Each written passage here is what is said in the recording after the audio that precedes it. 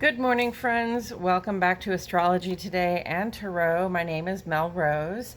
This post is the Tarot portion and the second half of my daily astrology broadcast, which you can see on my other channel, Astrology Today with Mel Rose. Here I will discuss the tarot card that sits on the side of the page. Then we'll do a quick rundown of the day's aspects and transits before we play another card, which usually gives us a little something more to think about. So let's get into it. The tarot card that sits on the side of the page today is the Three of Cups. And the Three of Cups in astrology corresponds to the second 10 days or the second decan of the sun's transit in Cancer here. So we're very close to the end of the second 10 days. On Tuesday, we're going to switch to another card. But here we are smack in the middle of the sun's transit through Cancer. Cancer is a water sign, and cups in tarot are water element too. So water element symbolism is about the emotions, the creative capacity, your like literal fertility. Your body is made mostly of water, right? And then also that those gut feelings and intuitions, that not just the emotions, but what lies beneath the emotions, our ability to contact that area. Okay, so the Three of Cups here really looks like a party, right? These people are celebrating together. They look like they're celebrating one another. And it looks like, they're having a very happy, good time. So I see unity here. I see just really strong, like the power of the feminine vibes here, and friendship, and a good reminder just to be invested in the people around you. Give them your time, give them your attention, and give them your appreciation. Especially those people who really see you and know you and support you and want to see you do well. Okay, so with that said, I'm going to go ahead and shuffle some cards. And while I shuffle, I'm going to remind myself and the cards that the sun is in Cancer. This is a time of year, it's very hot outside. It's the height of the summer, and we have these long days, so it's a good time to be getting down to the water. But whatever you do, you've got to take care of yourself, and you've got to take care of others. You got to look out for others, and we have to make sure that we protect ourselves and others too, because like that summer heat is really something.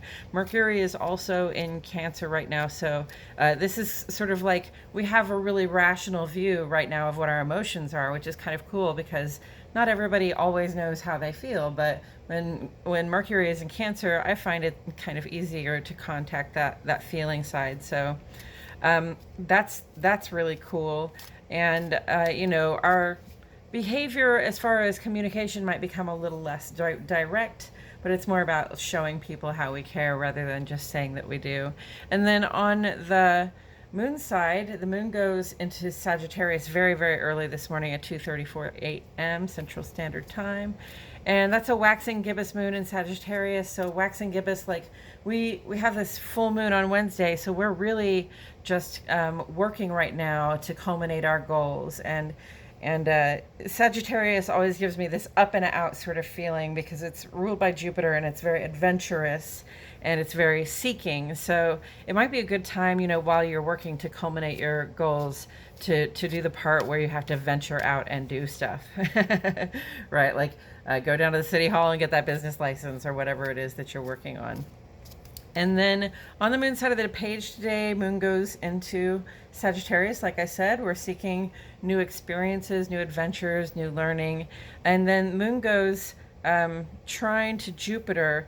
And I like this because Jupiter is the ruler of Sagittarius, right? So it's a very Jupiter kind of expansive, open and growing and feeling good kind of vibe for the day. Moon trine Jupiter, like the connections that we share during this time are a blessing from 5 o'clock on this afternoon. So, really enjoy that and take advantage of it and share about yourself, and give other people an opportunity to share with you, because you can really get not just good stuff out of those interactions, but, you know, a better understanding of the blessing of your life, of what it is for you to be alive. Ah.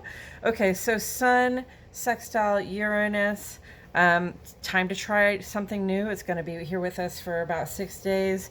And it really is just like our outer life, you know, our conscious life, our expressed life is in this cooperative vibe with Uranus. Uranus is always like, hey, let's do something different, right? Whatever it is we've been doing, let's try doing something different. So I like to go with the Uranus flow and just try something new when I get a good opportunity to do so. And that is a good opportunity, friends.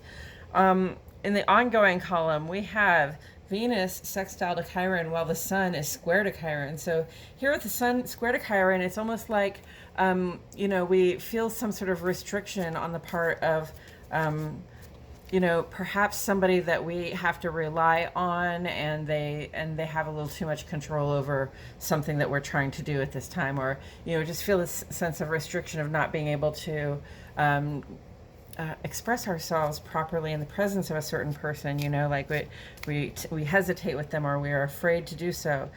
But also Venus is sextile to Chiron here, and that's just saying, you know, if you have an important relationship in your life, if there's a very important friendship or a loved one, you know, that you're struggling with and you don't feel like you can express yourself with them, this is ideal weather for healing that, okay? Like Venus and sextile, that's like, yes, I'm open, I'm receptive, and I'm willing to work together at this time, you know, in the name of healing, so that we can all feel comfortable in this relationship.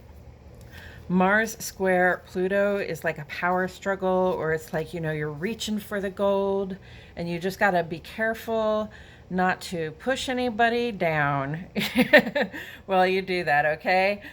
You know, it's activity and power, and that's fine. It's good to be in active pursuit of things that make you feel powerful. But that square says, how are you gonna act? What are you gonna do? When you perceive something as being between you and that golden goal, you know, how are you going to behave? Because you've got to get there as straight ahead as you can. That's Mars energy all the way. Conquest, we just move forward. But, you know, we can't use our powers for evil along the way to gaining more power. Okay, that's not going to work out well for us. Mercury is square to Jupiter at this time, and this is kind of funny. It's like our minds are, it's like a 7 of Cups. It's like our minds are full of all the possibilities, right? They're expanding and growing, and we have all of these great ideas, and some of them might actually even be really, really good ideas, but because we're kind of distracted by all the choices we have and all the potential that we have, you know, then we're distracted, right? We're not paying attention to the task at hand, and if we're not paying attention to the task at hand, again, our behavior might get a little distracted, or we might say some things we didn't mean to say, or, you know, just sort of come across sounding either bananas or you know, really unkind. And so we have to try to focus, maintain focus, you know, through this, or, you know, how would I say that? Yeah, I would just watch out for it. You know, don't assume that you're right about everything, because we're in this very imaginative zone right now, and especially today. Pluto is retrograde, and this is a time to, you know, take a look at ourselves and find out what those little things are that we use for comfort, but that don't really contribute anything to our lives, and perhaps are taking something away from our lives, okay? So, you know, we have vices, we have habits, we have thoughts and attitudes that used to work for us, but they really don't anymore. Pluto retrograde is the perfect time to cut that. It really is. You will not suffer as much, okay? Pluto is retrograde. You're not going to feel that ending so hard. Give it a nice soft ending, but just cut that cord and start over with something new, okay? Because Pluto is ready for us personally to be making fresh starts. Saturn in retrograde right now is sort of like have you been taking care of your business properly? And are you taking everybody into account? Because Saturn is an Aquarius, right? So, you know, you're not going to be able to hide from Saturn. They're going to know whether you've taken care of your business properly, and they're going to know whether you have been, thinking about other people and, being considerate of, the other human beings around you. And so, the answer is if you've done what you were supposed to, then it's going to be okay for you during Saturn retrograde. But if you haven't, then this might be a time where we find ourselves sort of treading water or feeling like we're trying to catch up while things get a little bit ahead of us because we didn't do the work. And then Neptune is also retrograde, okay? Any false pretenses or illusions you've been living under, not going to work for you anymore. So the veil is being lifted. Rude awakenings are available. Be aware that that might be coming up. And, do your best with it. It's a blessing to have the veil removed, even if we have to see something we didn't want to. That's what I want to say about that. Ooh, we got the Hermit today. Okay.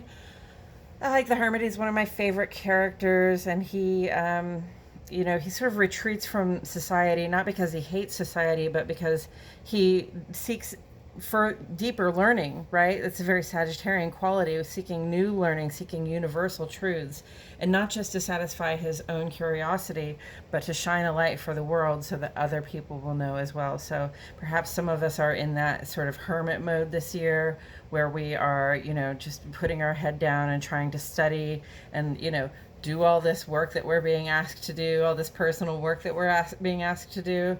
And, as we find out, like, best practices for doing that, then we can go share them with other people.